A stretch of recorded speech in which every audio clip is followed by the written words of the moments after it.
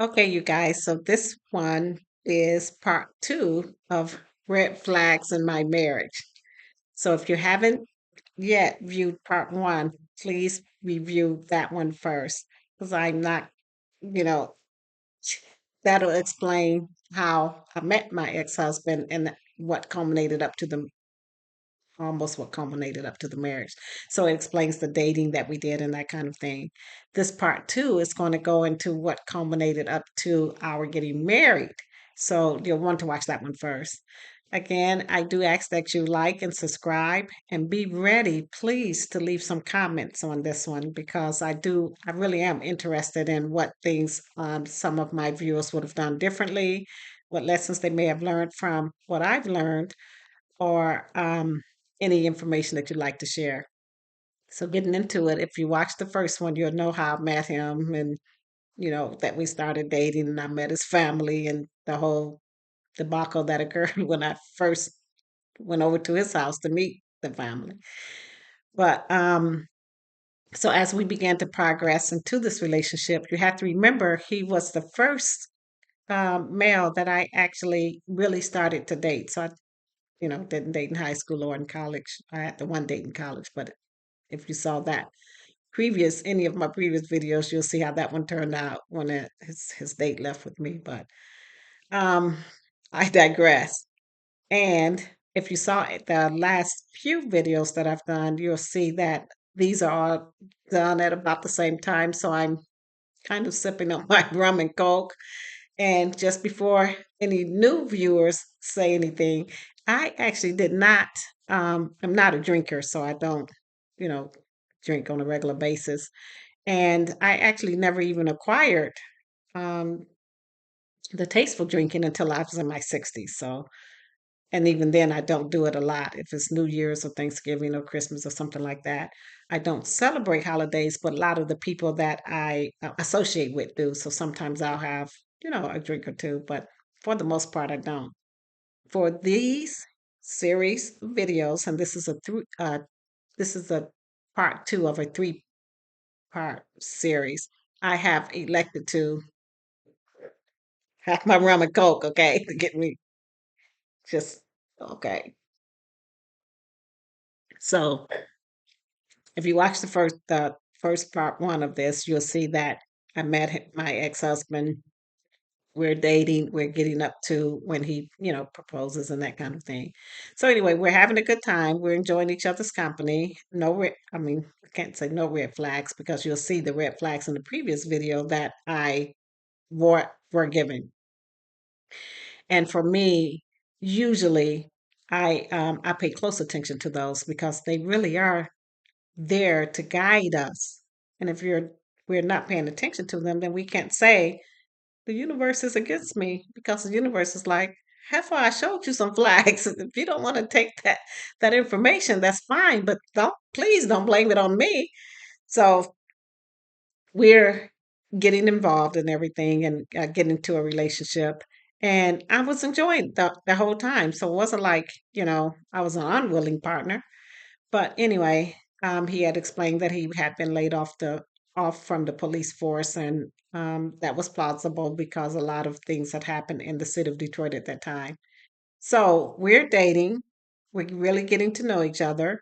He's, coming to my place a lot. And if you saw the previous video, you'll see because he had been a laid off police officer, he had moved back in with his parents. So it wasn't like he had his own place or anything like that. And I definitely wasn't going to be continued to see him at his parents' place since I had my own place. So things are going well. He at some point proposed to me. And now everything that I'm telling you in all of these videos are true experiences that I had. So they're true stories. And I don't even know how to explain this part of it because when I tell people this, they're like, well, that part can't be true. But everything was true. So he happened to be at my house one evening, and he got on one knee and he proposed to me. And he's holding out the ring, and it's not like it's not expected. If you're really getting involved with someone and you're enjoying their company, they're enjoying your company. You're thinking the next step would be a proposal, and the next step would be marriage, and the next step would be kids. So that makes sense. But when he got on his knees, that meant he was, lower than I was. And I looked up at the wall, and I know this was not a dream and it wasn't a illusion or anything, but I saw the words, "Seek ye first the kingdom of God and his righteousness, and all these things shall be added unto you." And I don't mean I thought that phrase, I mean I actually saw the writing on the wall, no pun intended. And I know that that's in Matthew. I want to say 6:14, but I could be wrong. But no, it's not Matthew 6:14, is it? It's 6:33. But anyway, I know it's some chapter in Matthew. I usually know the Bible from Genesis to Revelation, but rum and coke does things to the mind. Okay, so let's just blame it on the alcohol, as Jamie says. Blame it on the alcohol. But anyway, so that happened, and I brushed it off. I said, "What the hell? I mean, what does that even mean for me? I haven't. I just didn't pay attention to it." So I said yes, and he was really elated and everything, and that we began to make plans for that.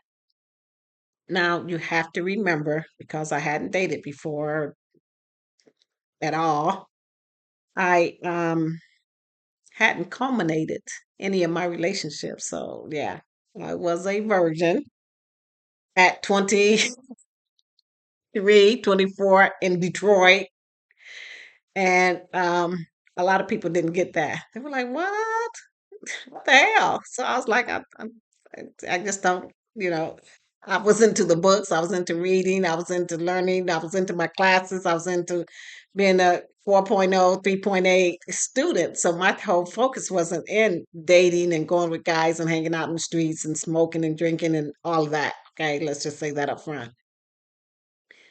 Now that I've said that, not saying that there's anything wrong with that, I'm saying it was not right for me. Okay. Jeez.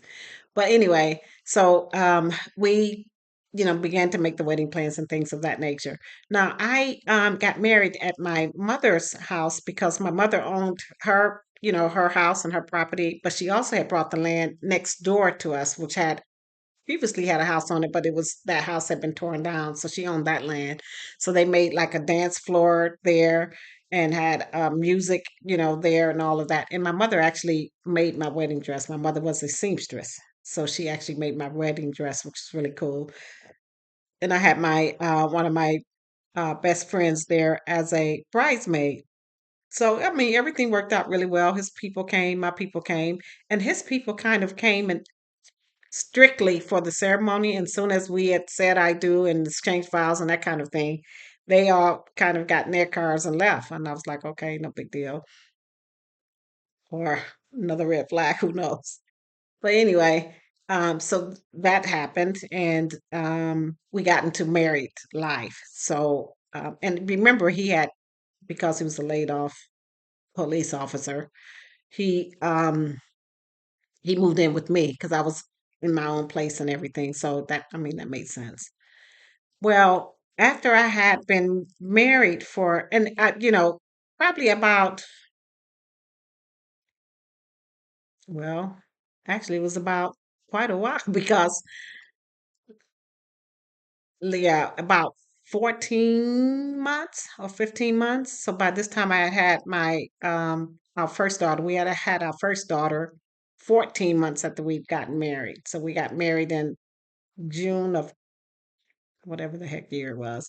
And I didn't have her until July of the next year. So I mean, that's fine. I know people were counting, going, maybe she's pregnant when she got married. No, I wasn't. I was 22 when I met him, 23 when we got married, and 24 when I had my first daughter, our first daughter, I should say.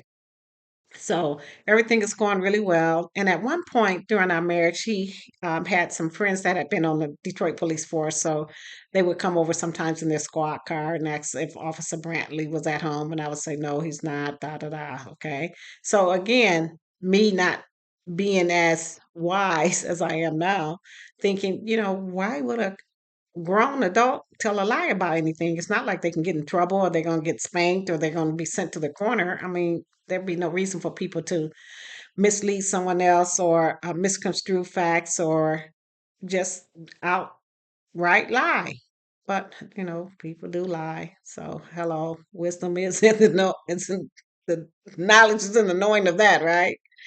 So I happened to go to an event over his parents' house. So it was like a holiday or something where everyone was getting together. Could have been Thanksgiving, it could have been Christmas, it could have been New Year's. I don't know what the hell it was, but it was one of those days where people get together and enjoy each other's company and that kind of thing.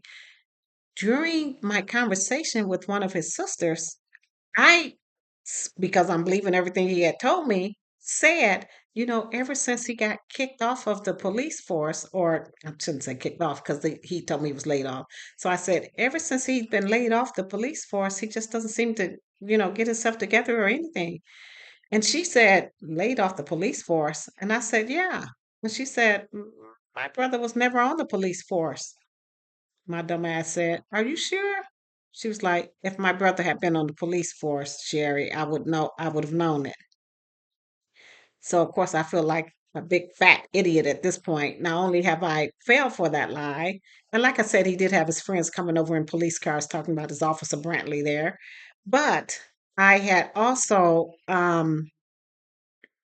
wondered, well, how long does it take for you to get another job? I mean, I get it. You're depressed, you're upset, you're not doing what you wanted to do your whole life. But at some point, we're married now, we have a daughter now. At what point do you know, get your shit together? So, and of course, I'm feeling like an idiot right there in front of her. I'm like, she's probably going, this heifer thought he was actually on the police force. I mean, she didn't know at the time that he had his friends coming over in cruisers saying, police cruisers saying, is Officer Brantley there, but it wasn't for her to know. So anyway, I could not wait to talk with him about that. Now, keep in mind, a liar is going to lie. Okay, that's what they do. So I confronted him with it when I got home, and I said, "Your sister said you were never on the police force. You guys aren't going to believe what this guy said." But luckily, I knew better. Okay, but he said, "Well, of course she doesn't know I was on the police force. I was undercover." Stop with the bullshit. Okay. So I looked at him and I said, "You were not undercover. You were not on the police force. And your friends have been coming by here swearing to the lie that you've told." So, of course, he saw that I wasn't going to be going along with the okey doke anymore. So he said, "No, I was never on the police force, but I always wanted to be a police officer. And I thought by the time that, we had the baby that I would be working and everything." And I'm like, "Okay, the only way you could think you would be working is if you're going out looking for work." And I should say, during that year, he seemed to be going out, putting in applications and doing employment stuff and all of that. So, okay, I get it. But nothing coming through. So red flag number 852. Okay. So I was like, okay, at this point, as you guys know, I told you I'm frank, I'm open, I'm upfront, I do not pull any punches. So I'm thinking to myself, okay, so to me, this whole marriage has been built on a lie. And anything that's built on a lie, for me, is not valid, is null and void. So I asked myself, okay, so now you found out the truth. Is this something you want to deal with and stay with and work through? Because that's what we're taught to do, right? To death do you part, good times and bad, sickness and health, poor and well. So I was like, okay, you know, I've made this bed. Let me lie in it. Let's see where we go from here. Now, at this time, I happened to be working at AAA of Michigan. So AAA is the mm, national insurance company. And I loved my job there, so that was really cool. And I happened to mention to someone in my HR department that my husband was looking for work, and she said, "Hey, Sherry, why don't you have him apply here? And that way we can, we already know that he's your spouse." And she said, "We can go ahead and get him a position here, and everything would be cool." So I'm like, "Dang, okay, it's like that." So I did. We set up appointment for him to, have an interview and everything, which is really good because I was excited. Now, normally I don't like when, and this is me again, okay? So not for you guys, but I don't like when married people both work at the same place because if that place goes under or it goes out of business or it files for bankruptcy, neither one of you have a job. But at this point, he didn't have a job anyway. So I was like, what the hell? So we arranged for all of that. And he had an appointment, of course, to go for the interview. And he just had to answer some basic questions because their thing was, we're just going to hire him. Well, later on, after his appointed time, went into work and the person in HR called me and they was like, what happened with your husband? And I was like, what do you mean what happened? And they was like, he never showed up. What do you say behind that? He never showed up. This lying ass. But anyway, so I was like, embarrassed as hell because of the character that I have and the morals that I have. And if I'm not going to show up somewhere, at least I'm gonna call and say, hey, something has come up, whatever. He just didn't do any of that. So couldn't wait to get my little ass home. And I said, hey, how did the interview go? Now you have to realize he knew if I'm asking that, I already know. He said, oh, I never made it. I said, yeah, surprise, surprise, what happened? He came up with this, oh, I got really nervous about it. And, you work there and I wasn't sure if I should be at the same place and da, da, da, da, da.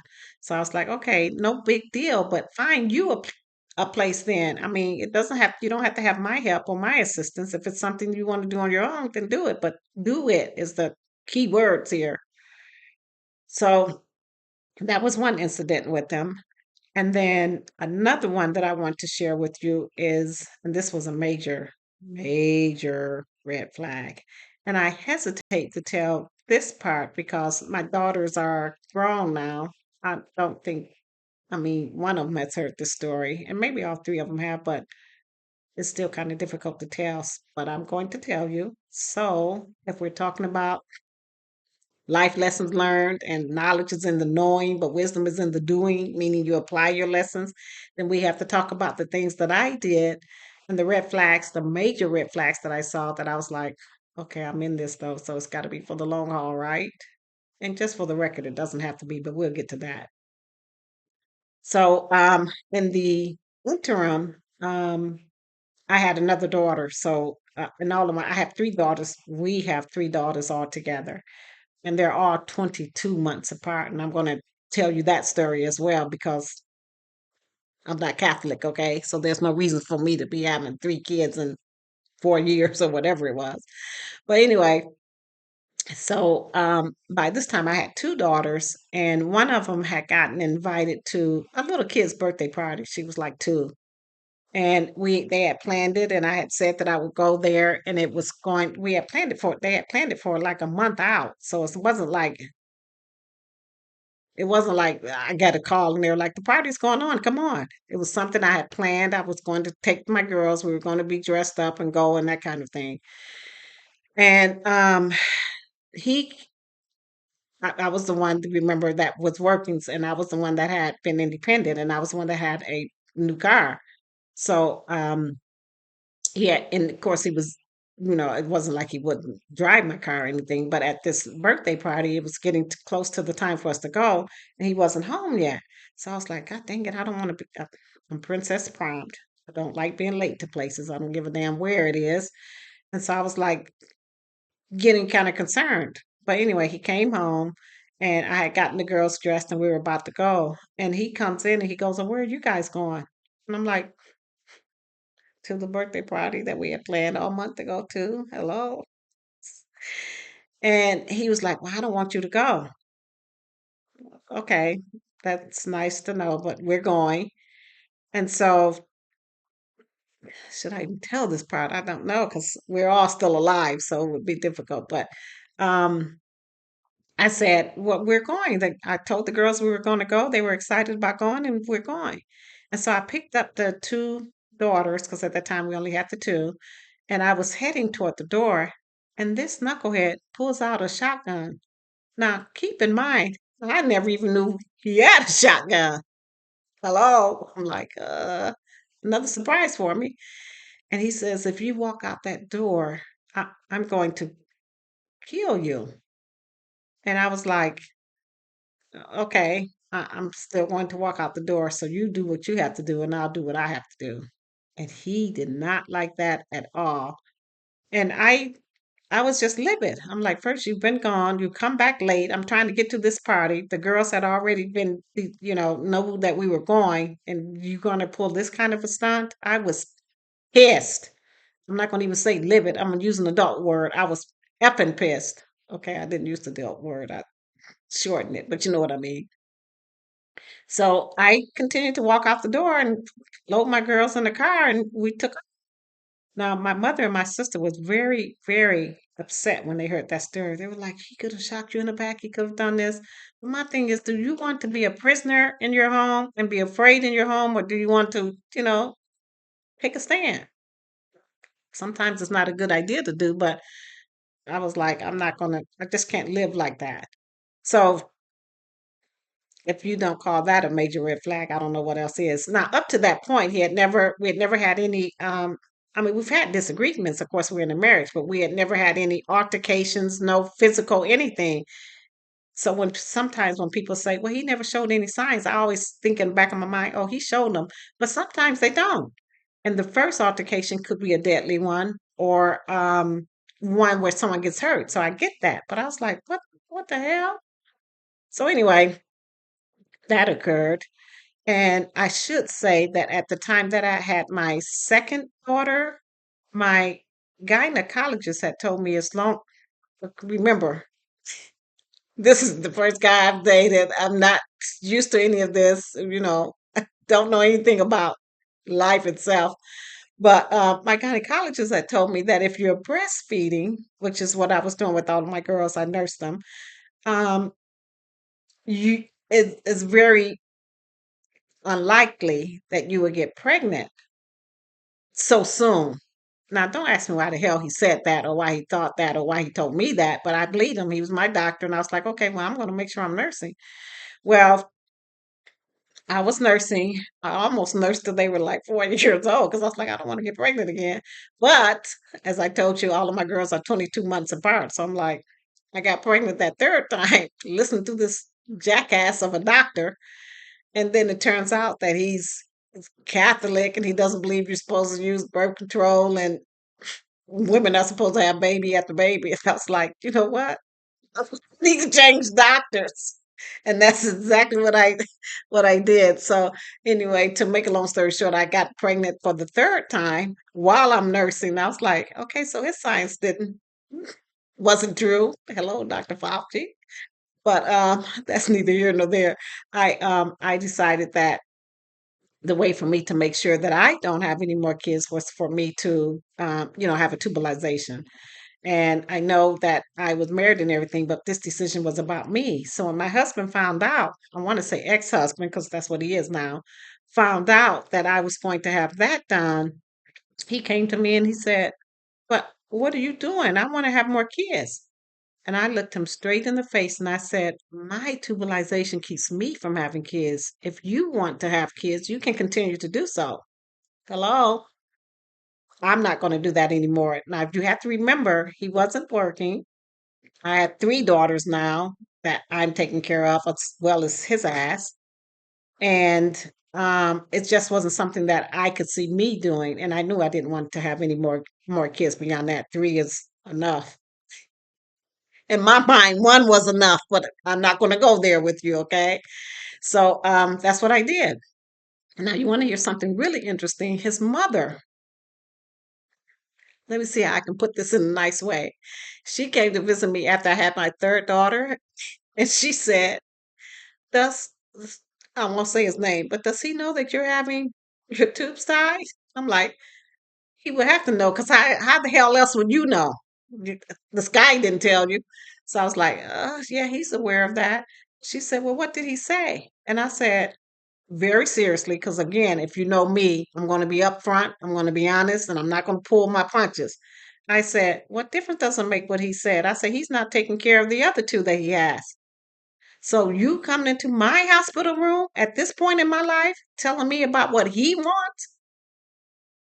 Bitch, if you don't get your ass out of here, okay? Keep it real. So I went on with that and got that done.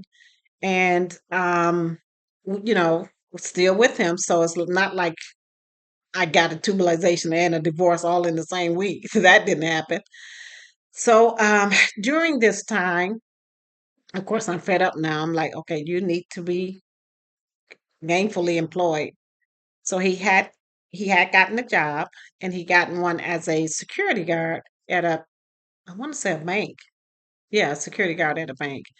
But as you can imagine, security guards weren't making a lot back in the day, and it's security, so I get it. But so he was doing that and wasn't bringing in a lot. And then when he would get paid, sometimes he would say, "Oh, I owe so and so, and I borrowed this money and I borrowed that." So I was like, at one point, okay, where does this end? And guess what, you guys? Thankfully, it ended with me, because now at this point, we have three daughters. You had lied about being on the police force because you had never been on that. And I was just totally fed up because um, of all the things that I already been through with him and with having the girls, and me being the one that's doing everything. I was like, you could do everything for three people because I had three girls. Well, it would be four because myself. Or you can do everything for five people, and one of those people would be a grown ass man. So I was like, you know what? Let's just make this picture a little bit better than what it is right now. And I decided that there would be, we needed to make a change. So I went to him and I said, this whole thing isn't working out. And at that time, he was still hanging out with his same buddies that he grew up with. They were all drinking and all smoking. And I don't mean smoking cigarettes, I mean smoking. Okay. The marijuana, as they say. And I thought that it would be best if I assisted him to move out of that environment into a whole new different environment. So I told him that I would like to move out of the city of Detroit. And another thing too, I didn't really want to raise my girls in Detroit at that time. Detroit was just going to a place where they were bringing the metal detectors into the schools. Now my girls were just 2, 4, and 5, so it's not like they were in middle school or high school. But if they were doing that at 2, 4, 4, and 6, then I certainly didn't want them to be subjected. I knew that it wasn't going to get better; it was going to get worse. So I said, well, let's just move to a smaller place that's more peaceful, more quiet, more, not as violent and not as, I'll use the word horrific as Detroit was at that time. So he said, okay. And remember, he was working as a security guard, and the bank that he worked at was one that had a national branch. So you could transfer from, one state or one city to the other and everything. Okay. So he told me he would do that.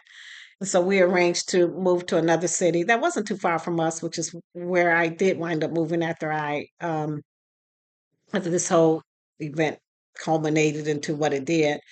But when it was time for us to leave, he told me he had, applied for the transfer. But remember, a liar lies. That's what they do. They lie. And when it gets to a point where the lie can no longer be maintained, they have to come up with something else, right? Because they have to say what happened or what didn't happen or what should have happened or what could have happened or what would have happened.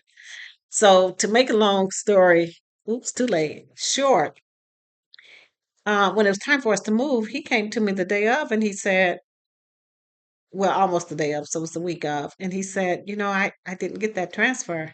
And I was like, what do you mean you didn't get it? And he said, well, honestly, I never applied for it. Drink time.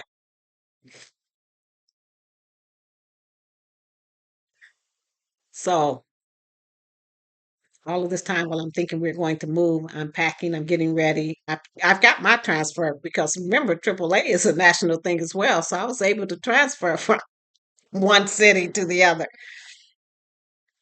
You've been lying this whole time. What did you think was going to happen when it was time for us to leave? Just don't ask me, okay? Because at this point, you're wanting me to understand idiocracy. I don't speak idiot, okay? So, yeah, that was that. So that next like 2 days when we were about to leave, I get up one morning and he goes, he knew in my face. He was like, "You're leaving me, aren't you?" I was like, "Yeah." Yeah, we've gotten to the end of the road. I thought we'd go till the end of the road. Still, I can't let go. It's unnatural. You belong to me. I belong to you. Okay, it's the rum and coke right now, but yeah, I was like, and that song wasn't even out back then, so just so you know, I'm just improvising here. But I was like, yeah, I'm leaving you. And you know what he said to me? He said, "Is there anything that I can say to change your mind?" And right away, my wisdom kicked in, and I noticed that he said, "Is there anything I can say?" He didn't say, "Is there anything I can do?" Okay, so that's a very important fact. And I said, "No, nothing that you haven't said in the last 7 years." Because that's what you've been doing. You've been saying you're going to change. You've been saying you'll do better. You've been saying you'll get a job. You've been saying you'll be a father. You've been saying you'll be a husband. I could go on, but you get the point. So I was like, no, nothing you haven't said in the last 7 years. And then that was it.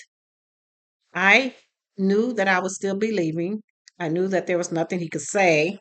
And I knew damn well there was nothing he was willing to do at that point, and which is fine. Again, as I said in all of my videos, I'm not mad, not upset. I don't go for revenge.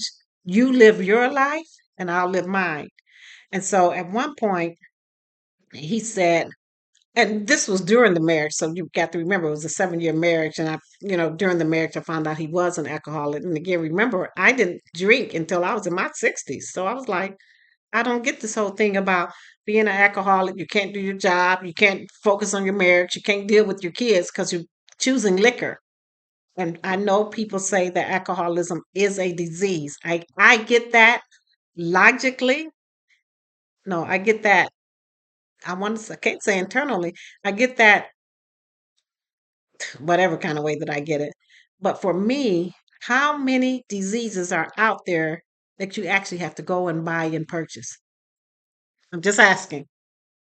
It to me is a choice, and I've told you before in one of my videos, my mom was an alcoholic, and I get that, and they say it's hereditary, but it's still at some point a choice. You have to choose that. No baby comes into here saying, "I want some liquor on my pacifier." They have to hang with people that do that, make a choice to do it, make a choice to continue it. So this is not to rag on alcoholics or negate people that have that disease, but I'm like, I don't know too many diseases where you can buy and purchase and continue to buy and purchase and then say you're the victim of this whole thing. Girl, don't even get me started. So um, I knew that that wasn't something I was going to continue in. And I made arrangements to leave that city and I left with my three girls. And you have to remember that I was the one making the bulk of the income there. So when I left, he wasn't able to maintain that household. And so it wasn't maybe 30, maybe 45 days later that I got a call from my ex landlord. And she was like, "Hey, your ex husband wasn't able to." Well, at that time, we weren't exes because I just left, but I hadn't gotten divorced yet. And she said, "He's not able to maintain the rent and he's getting evicted." And I just thought it would be a good idea to call you to let you know. So if you want an opportunity to come and get all your furniture and all your belongings, you could do that. So I thought that was really nice of her. And that's exactly what I did. Um, After he was out, she called me and I was able to rent a truck, go back and get my furniture, my TV, my couches, all of my I got everything. And and that was that. Now, strangely enough, one of my friends after I moved, I left Detroit, so I wasn't in Detroit any longer. One of my friends happened to contact me like maybe 4 or 5 months later, maybe 3 or 4 months later. And she was like, where are you at? And I told her, and she said, "When did you move?" And I told her, and she said, "I kept calling your house, and your husband was saying you just weren't off." So this knucklehead wasn't even telling people that I had left. He was just saying I wasn't on. I was like, Shut up. Make it stop. Okay. So yeah, that was very interesting. But I'm going to leave on this note. This happened to be a longer video than I had planned, and you'll want to actually go to the next one, which is part three of this entire series, and you'll see what happened with that and how things ended up with us. Okay, I will see you then. But again, remember, please like and subscribe. Comment on what you would have done had you found yourself in that type of a situation, because I really would like to know. And remember that knowledge is in the knowing, but wisdom is in the doing. And all jokes aside, it was up to me to decide to leave that marriage and start something anew for me and my daughters. Now, interesting enough, I forgot to tell you this. There was one lady that I came upon after I had left, and they tried to admonish you and make you feel guilty and shame you in the name of God. And I'm like, don't get your ass out my face. So she said to me at one point, she said, I just don't believe how you could have left your husband when you had three kids, three young kids. And I said to her, it's that very reason is the reason why I left him. Because there's no way that I could tell my girls to get a man that's going to be a father, a husband, and a provider. And they never seen their father do any of those three things. So I'm going to train and teach my girls what they should accept in life and what, in my opinion, shouldn't be acceptable for them. Now, if you want to be a jackass and raise your kids to think that their dad doesn't have to provide for them, he doesn't have to work, and you can support him, then that's on you. But there's no way I'm going to do that. Not as a mother, not as a parent, not as anything. That heifer didn't have another thing to say. And I said, as far as I'm concerned, we both stood before God and said our vows. I said, but those vows were null and void when he decided he wasn't going to keep up on any end of that bargain. Because a contract is only as good as the parameters that you work within during that contracted time. So telling me that crap that you're talking about, see, I don't use God to tell women, if he's beating you, you need to pray about it. If he's abusing you, you just need to endure. No, stop with the bullshit, okay? That's all I'm going to say about that. So let's move on to part three of this series. Thanks. Again, like and subscribe, make your comments, and I'll be looking forward to it. Thanks.